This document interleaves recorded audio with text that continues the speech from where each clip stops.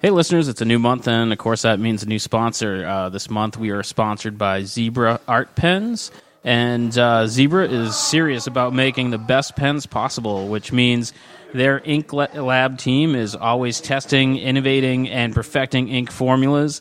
And if you want to see what they have to offer, you can go to zebrapen.com and check it out. They sent us a wide variety of pens, mechanical pencils, colored pencils, mechanical colored pencils that we're going to be giving away at our life drawing events the first Monday and third Wednesday of this month. And like I said, check out their website, zebrapens.com, and see what they have to offer. There's a lot of stuff there. There's a blog. There's an artist studio where you can check out some artwork. And there's a link that says Find Zen. So you can go to zebraartpens.com and find Zen as well as plenty of art supplies. Thanks for listening.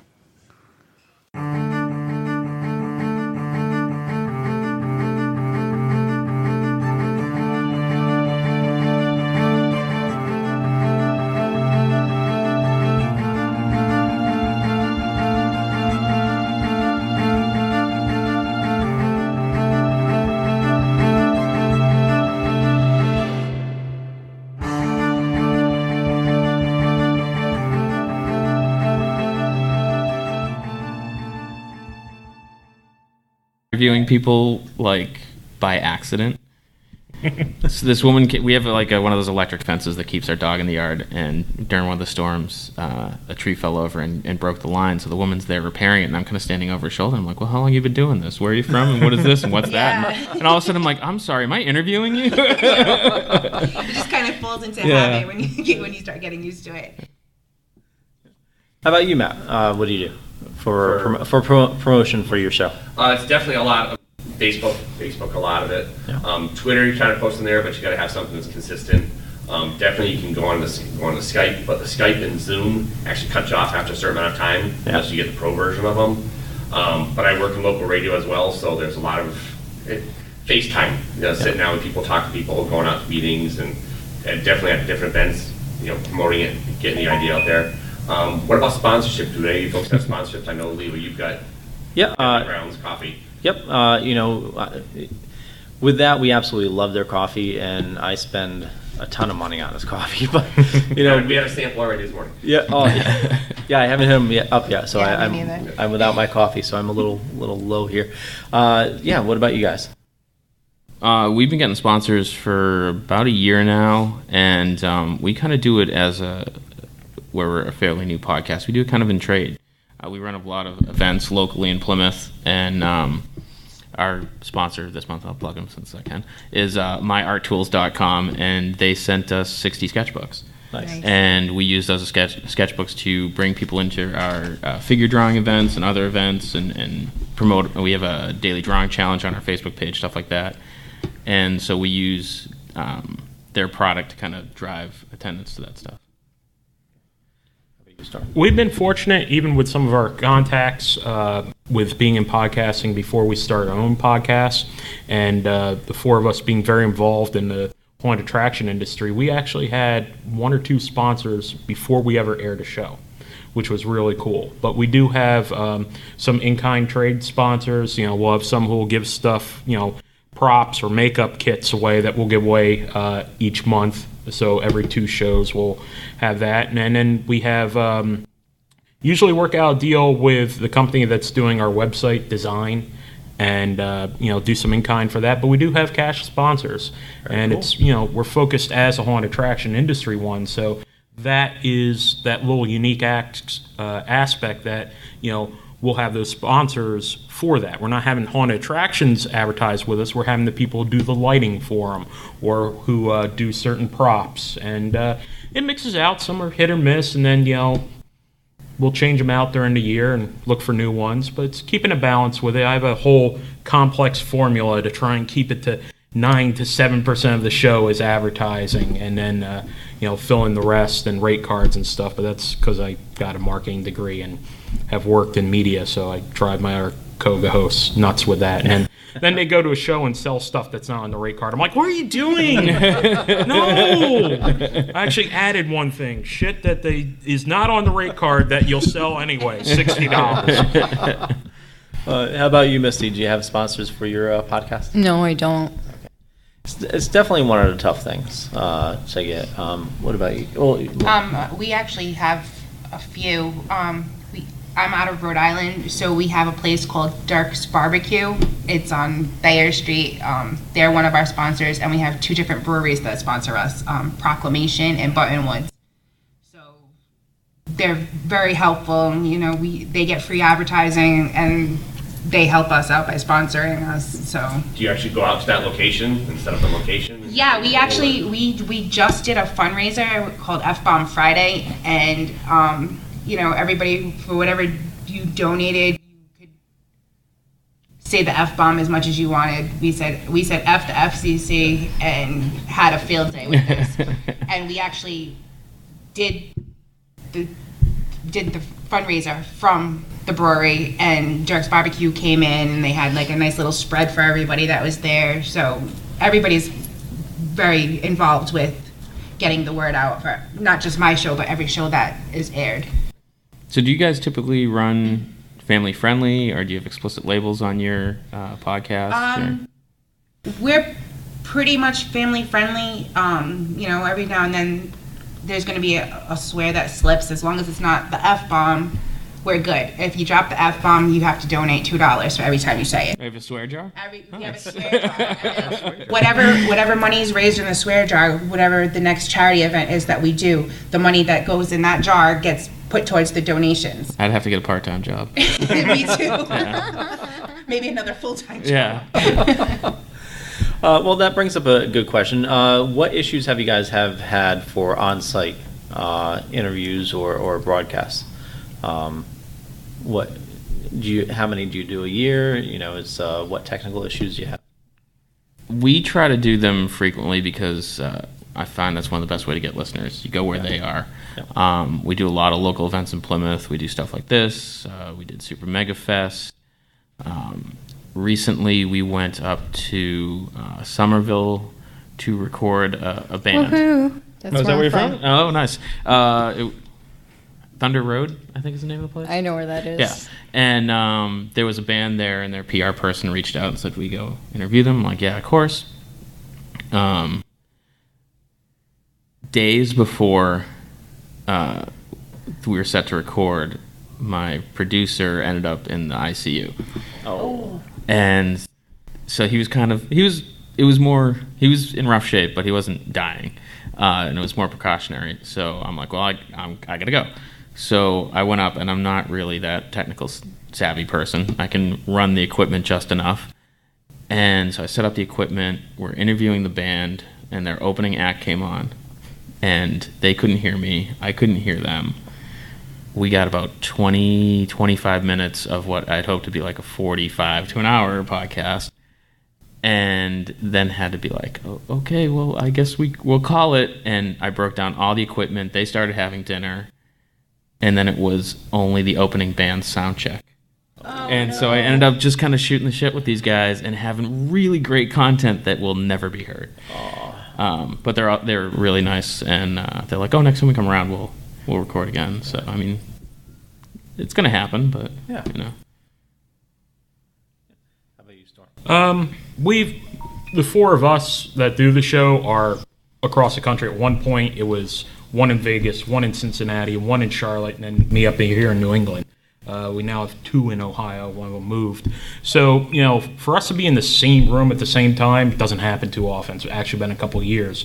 Usually it'd be a convention or so that we'd do that. And, you know, we'd record our roundtable for it. We put together our podcast with a bunch of different segments, and then we have this like 45-minute roundtable where we'll bring in a long format guest or just talk about something in the industry or something horror related for that time.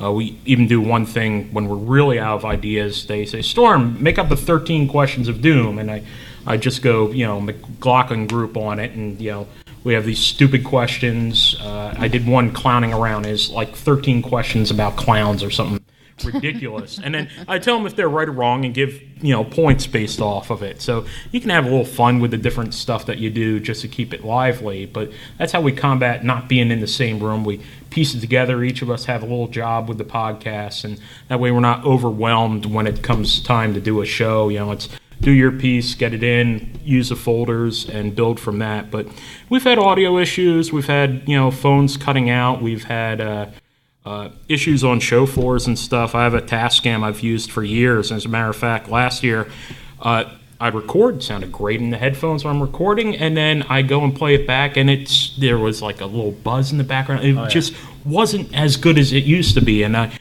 you do a couple Google searches and found out, I haven't updated the firmware in 4 years on this. Oh. Huge difference. Fixed everything. I have not done that one with mine. Yep. Very, very important. Update, even if it was 6 months. Yeah. You gotta update it Really? every I month didn't or 6 update months, mine. It's just little stuff like that you don't think of, and it's, trial and error, and then you figure it out, and then, just upgrade here and there, but you don't have to go crazy and buy a gazillion-dollar thing right off, because you can have just as many problems with that as a $50 recorder or a $10 microphone from Best Buy, so. I bought a $50 one, and it's great. Mm-hmm. You inspired me, by the way, on that.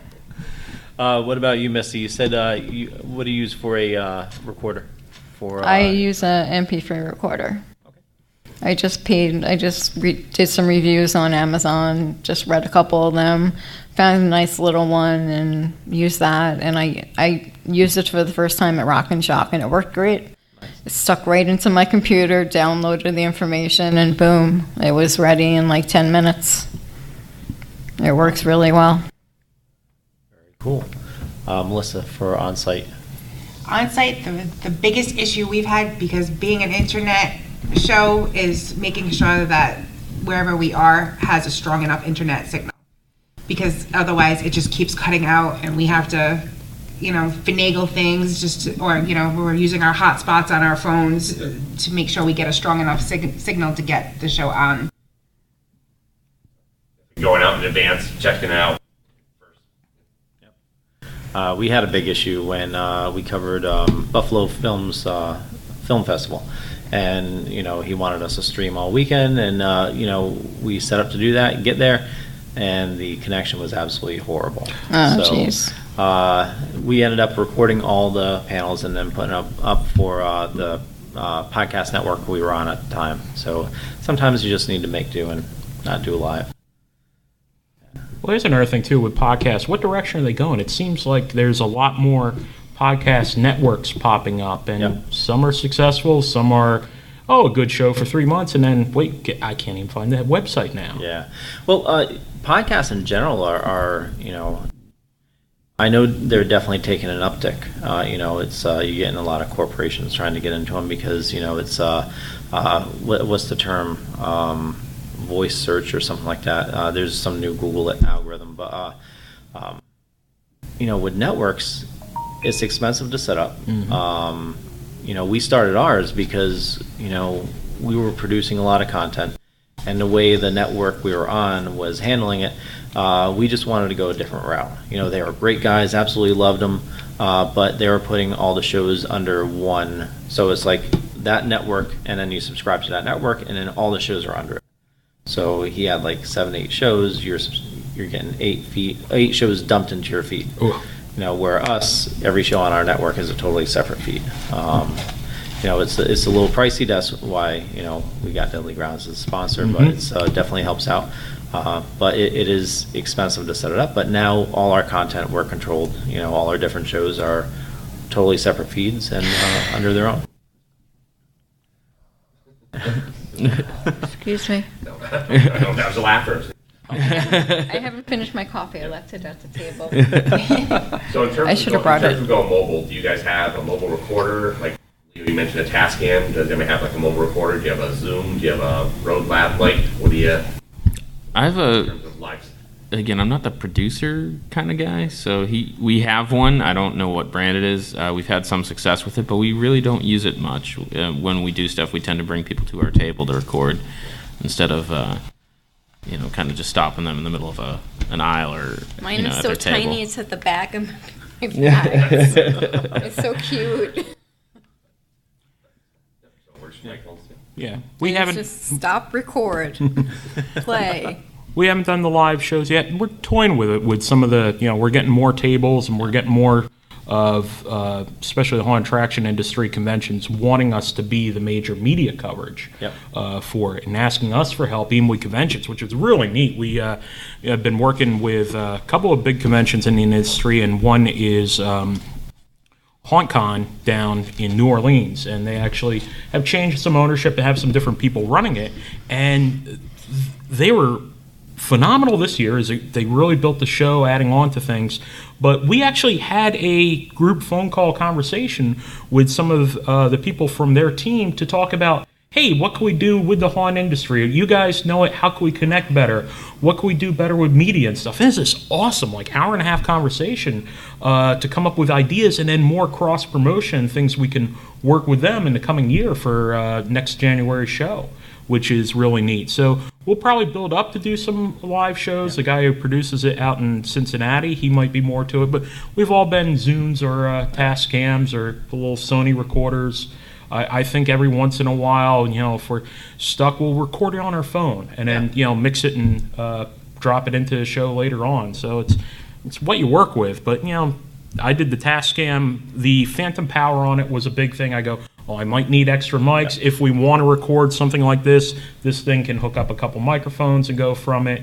And again, a lot of good reviews. And, within the price point, I'll spend, it's like $200 at the time or something, and got a case and everything for it. And it just worked out. Yeah, that's what we're recording this on right now is the Tascam. I got it as an Amazon sale. I think I paid like $100 for mine when I got it. It was a crazy sale. But as you heard me earlier, it's defective. So that's probably why it was on sale. It's the power button doesn't. You gotta play with it in order to get it to turn on. But in order to get them ready for this con here, since we're helping out, we wanted to record both panel rooms, so we had to get some new equipment. So right now, when we come to cons, I bring my big old computer you saw up there. And, we got to lug a ton of equipment in, set up the mixer and everything. Kevin just upgraded to it's the Zoom H6. Awesome. It's like a mini mixer. And then the camera we have is specifically for live streaming. So I think going in the future, that whole table full of equipment, I can just convert down to, just like a small box full of stuff. And I can see us doing a lot more live streams, doing that way. But it's just the equipment is just crazy. It's shrink everything down. That's one of the things that I really have enjoyed about podcasting is initially it was a $60 investment in a microphone, and then you kind of be like, I really enjoyed this, and let's upgrade. And then you upgrade more, and then we still have the $60 microphone. We don't ever use it, but why would I get rid of it? Exactly. And you have a backup right. if you need it. Exactly. And so you end up with, multiple, wire, mobile recorders and multiple microphones and all sorts of stuff. And it's just been so much fun to do. Yeah. We've even gone a little bit of the silly route, and it's worked better, for live streaming stuff with the live Facebook streams and stuff. I found this goofy thing. These are $15. It's a microphone. It plugs into it. So we'll do live streams on our Facebook, that's awesome. and we each got one. I found it at Sam's Club for like $10. I'm like, if this thing doesn't even work, it just looks cool. But it's neat because it shows the microphone with it, and oh goodness, on a show floor, people are like, what the hell is that thing? And they'll come up and talk to you and get some attention. But I want a $10, selfie stick with a $15. microphone. Yes. And how is it okay? It's decent, It plugs in, it records sound. I think one of the two or the other guys complain about it, but they're musicians and audio freaks too. I've never had a problem with it, and even if it doesn't, it still records from your phone, and it's pretty neat and good for those quick little things for it. It is. It's a little $10 one. They thought it, Storm, you're, crazy Storm, goofy when I first did. I do a couple live streams. Now each of us went out and bought one. Oh, that's awesome. That's great. I like that. No, sitting on these podcast discussions and panels and stuff is don't be afraid of using what you have. Yeah. You don't have to go and spend $1,000 or $2,000. You can if you want to, but you definitely don't have to. Go ahead and use what you have and then go from there. And Murphy's Law, something's going to go wrong, it's going to go wrong. Just don't be afraid to practice, rehearse, and keep going and keep doing it. And also, that's a lot of the fun, is trying to figure out, what the issues are, and then, try to fix them going forward. Try to find out where your pain points are. If you're getting a crackling, what do you do to fix it and whatnot. Yeah, I used to lug my computer and have to set up the computer and everything. Yeah. It was a pain in the ass, and it's like the actress would just sit there, like, looking at me like, okay, is she done? It's like, then this thing is a miracle. Yeah. It's great. And don't be afraid to try new stuff too, especially with interviews and stuff. Yeah. One of the things I love, you have the celebrities and stuff, and they're hard to interview at the table and stuff. They're busy. They're here doing, this is their job. This is how a lot of them are making money and stuff. And sometimes we'll connect with them at other times. Sometimes we'll end up on the same circuit. So like a lot of people are here today, we already interviewed when they're down in Charlotte and that type of thing. I love interviewing vendors and the people here. And you get these great stories. I mean, one of my favorites, I think they're here, is Force Haunt. And, this lady, she spilt some bleach on a shirt and it came out a neat design. Now she makes these incredible shirts and hats and stuff using bleach, but it's this neat story. And sometimes you'll pry some of the shyness out of the vendors too, and you'll find out, okay, what inspired you to start making these little collages using like animal skulls and stuff? And you get this great, neat backstory, and you find out some neat things. And then, you're interested in it, your audience is, and this becomes something they'll look up and hey, plug your thing, and you develop a good relationship. And then they're the funnest ones to follow on Facebook too. Yeah. I love following some of the vendors and people you meet at these shows on Facebook. They get your jokes too. We've even had some interviews. We thought, oh man, this is going to be an awful 30 minutes. And you get the person rolling on what they're talking about. We're like, oh my God, we got to have you on again. This is one of our best shows ever. Yeah. That's what happened with me on Tuesday when I interviewed JV. I wasn't expecting him to be a talker, and so I told him, I hate to cut this short, but we have to wrap this up, and I'd love to have you on another show, and just do it again, and make the show know that when I go into interviewing JV again, that I need an hour, not a half. We when we started, we did the easiest thing. We brought in friends. And one of I think like episode 4, I brought in an artist. His name's Daniel Kern. And so we had our crappy $60 mic. And Dan talks like right about here. And he's really soft-spoken. You couldn't hear a damn thing he said. So, of course, when we upgraded the system, we were like, we got to have you back. And so now it's about 40 minutes in, and he starts talking about how he has sleep paralysis and is it sleep terrors? And it was night terrors. That's what. Yeah, it was absolutely fascinating. And my producer's like, tapping his watch, being like, "It's time." I'm like, "I'm not stopping. There's no way I'm stopping this fantastic story." I'm really into this right now. Let him. He's talking about like stories about that inspires art, where like there's something sitting on his bed and he can feel it, and there's like these shadows. Old hag syndrome. And it's like, and I'm like scaring the shit out of me. I'm like, this is amazing. There's no way I'm not gonna follow up with this. So sometimes you just gotta keep going, even though your time's up. So you said you do your interviews about 30 minutes, and what were your times again? Mine's like 45 minutes to an hour, depends. 2 hours, because we'll break stuff up. We went into it with a plan. We steal a lot from radio too. It's worked for 100 years. Use it yourself for podcasting. So we'll start off our shows. One of the things we'll record is everybody will be on the show. We'll have them do a shout out, and this is, hey, I'm so and so from What's It, and you're listening to Big Scary Show. And we'll add that to our beginning and our intro thing. Each of us will take a turn doing it just to introduce the show, what's going to be on, a little BS segment. Then we'll do a news segment for the haunted attraction industry. We'll have a couple songs mixed in. One or two of us will do a different segment. I do like the old Hollywood Minute on Saturday Night Live type of rant thing about the haunted attraction industry, and I'll just find something ridiculous, compare it, and go off on an insane rant about it for 2 minutes called the Haunt Minute, which, again, it's never lasted a minute. It's always 2 or 3. Then we'll have a roundtable, which can be half an hour and usually ends up being more like an hour, to the point where we've split it up in 2 parts and have a little commercial break. A couple other things into it. So our show gets close to the 2-hour mark more than not. What about you, Misty?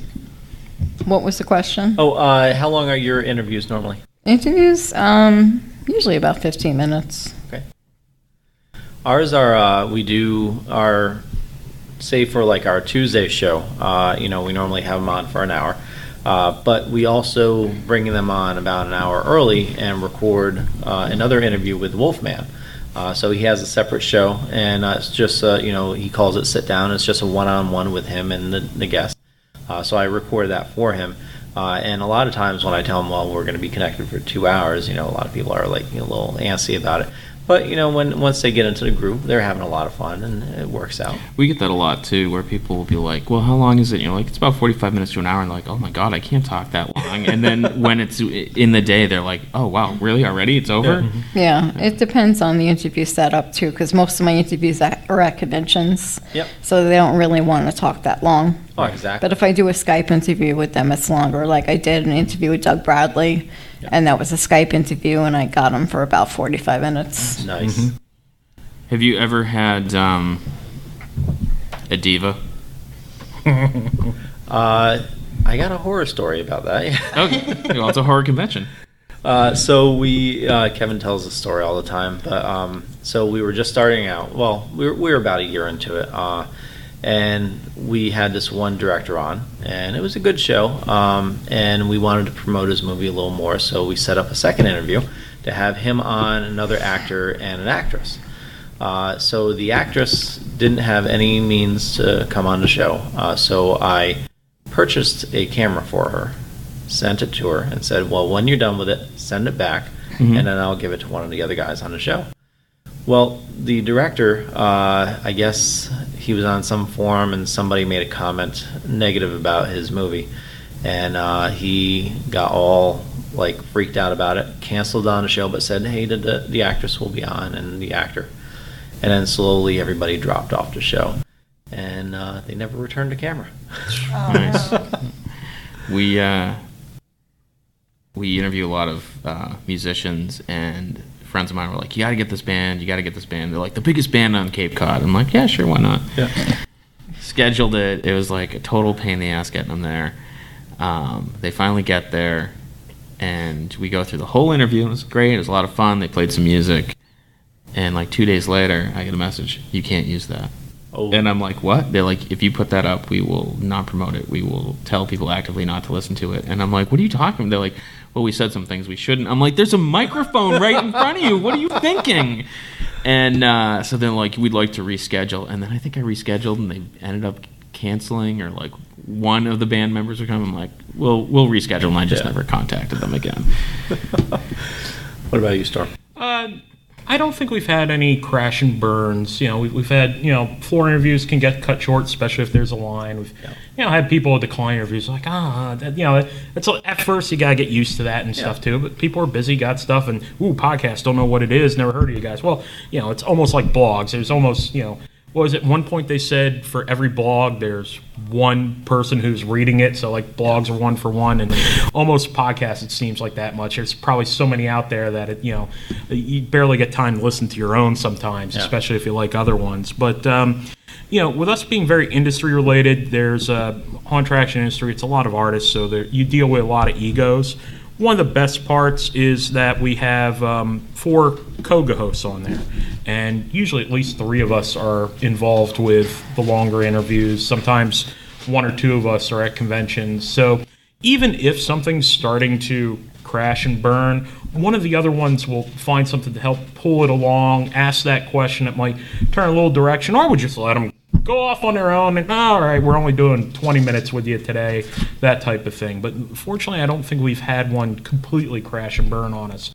We've had some interesting bands, and we try and do the family friendly, and we've been to some of the rockabilly shows and interviewing some of your more macabre like bands, and F-bombs every couple of minutes, and we'll just let that one go. But wow. Yeah. So it's, sometimes you expect it and we just let it go, but hasn't been too bad. Yeah.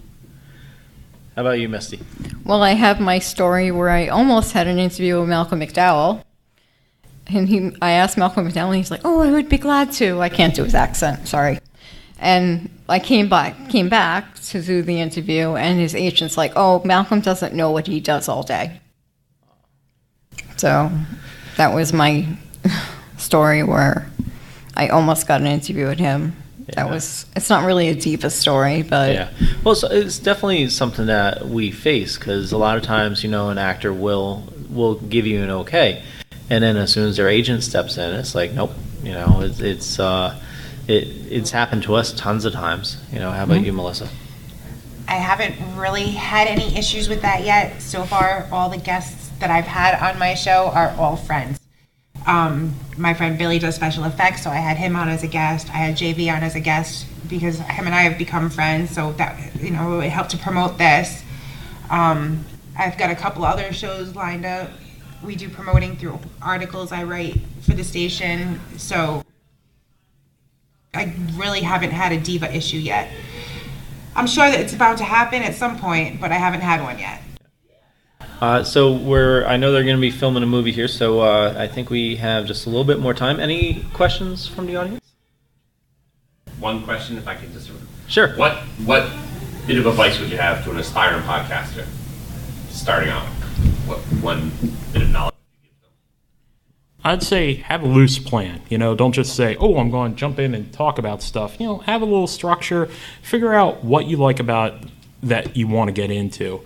And, listen to see what's out there. Not listen to copy what other people are doing or to really push on that. Find your own identity, but find what works with it. And stick with it. You're going to have tough times and be like, why the hell am I doing this? Oh, look, I had 6 downloads today. Woo, and 3 of them were from Russia. Yeah, you stick with it and you change some things up, and then that 6 becomes hundreds, and then you get up to thousands, and you go with it. But don't overextend yourself. Don't promise and not deliver. But it can be fun. It can be rewarding. You get to meet awesome people. You get to go to these shows and have just a different aspect of it than just attending one of these.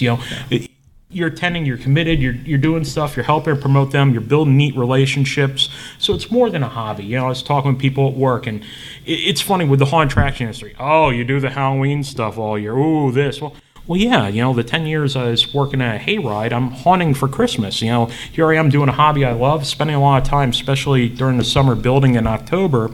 But, I get a little return on that, and usually it's a paycheck and pay for a lot of Christmas stuff. And then they'll go off and talk about, spending a couple $100s a month for a golf club membership. And, hey, that's great. That's your hobby you like to do. You're invested in it. That's the same thing with podcasting or with haunted attraction or even with sports and stuff. If that's what you like, go with it, build with it. It can be as rewarding as you want it to be. Make sure you have the time to do it. Mm-hmm. Yeah. To me, it is to find the niche that you like. Try to find a unique angle, because there's got to be one out there already. And be genuine to yourself, and set a schedule and stick to it. Be consistent, and those are kind of like the key points. Just be yourself and stay on schedule. Yeah. How about you, Misty? I already said my piece. Oh, you did? Okay. I need my coffee. Yeah, me too. I'm going to go get my coffee. We're going to hit deadly ground soon. For us, I think you guys touched on it. You got to have fun with it. It's... If you don't have fun with it, there's kind of really no point to do it. Exactly. Right. Don't go into it thinking you're going to make a ton of money. Definitely don't go into it thinking you're making money. You're going to lose money. Yeah, you lose money. But I love talking to these guys every week, and I love playing around with the technology, trying to figure out better ways to improve, and that's what I love about it. I love managing the back end, dealing with a lot of the guests and everything. The Tuesday show, I just moderate the discussion. The guys do all the talking, but it's just I just love that management aspect of it, and it's just having fun. I think when you love it, that comes through. Yeah. That the listeners can tell that you're not just phoning it in. Yeah. I love how I can actually will myself to, with no problems whatsoever, go up to a celebrity and be like, "Hi, can I interview you?" And I'm like not nervous or anything. Matt, any advice? No, like I said, the same thing. Don't be afraid to jump in. Don't be afraid. Definitely be unique. Have fun with it. You're not gonna get rich off of it, everything. But just enjoy it. Don't hesitate. Wait. Just go ahead. Ask your friends, family, anybody that can come on board, and just have fun with it. Go ahead and enjoy it. The one question I have for the whole panel is, can you go ahead and give your name to the podcast again? and wrapping things up, just so we know where to find you guys. Sure. Scream Sisters, we're on Facebook, and we're on iTunes. I'm Andy of the Inebri-art podcast, and we're on iTunes, Stitcher, SoundCloud, YouTube, Facebook, Twitter, pretty much everywhere. BigScaryShow.com, and you can find us on iTunes, Stitcher, that type of thing too. We do a show every 2 weeks for a Big Scary Show, and then the weeks we're not doing a show, we do Big Scary News, which is about one 15-minute interview and some haunted attraction news industry segments. My name's Melissa. My show is Shock Treatment. You can find us on 990wbob.com. We have an Instagram, Twitter, Facebook, so we're easily found. So we have the Dorkening Podcast Network. We do 3 shows, and then we just added 2 other podcasts, Secret Underground Hideout, which is twice a month, and then there's a series, Apocalypse Now, with a question mark. We're adding them to our roster as well. Our Sunday Dorkening show, and then Tuesday is the Wicked Horror show, and video games on Thursday. So, it's a packed house. They have every base covered. Yeah. Well, I want to thank you all for joining us today. I want to thank the people in the room here as well, and make sure you check these guys out. Thank you. Thank you. All right. Thanks for listening to our podcast. Don't forget to check out our other podcasts. There's the Bar Talk podcast. There's Old Colony Cast. And, of course, the Inebri-art podcast along with Jam Packed. You can find all those on Stitcher, iTunes, SoundCloud, YouTube, pretty much anywhere podcasts are found. If you're on some sort of service and you can't find it, let us know, and we'll help you out and or add our podcast to that too. You can contact us at inebriart@yahoo.com and follow us on Facebook as well as Twitter at Inebri-art. And feel free to send us some tips, ideas, advice, hate mail, whatever it is, you can get us there. And again, thanks for listening.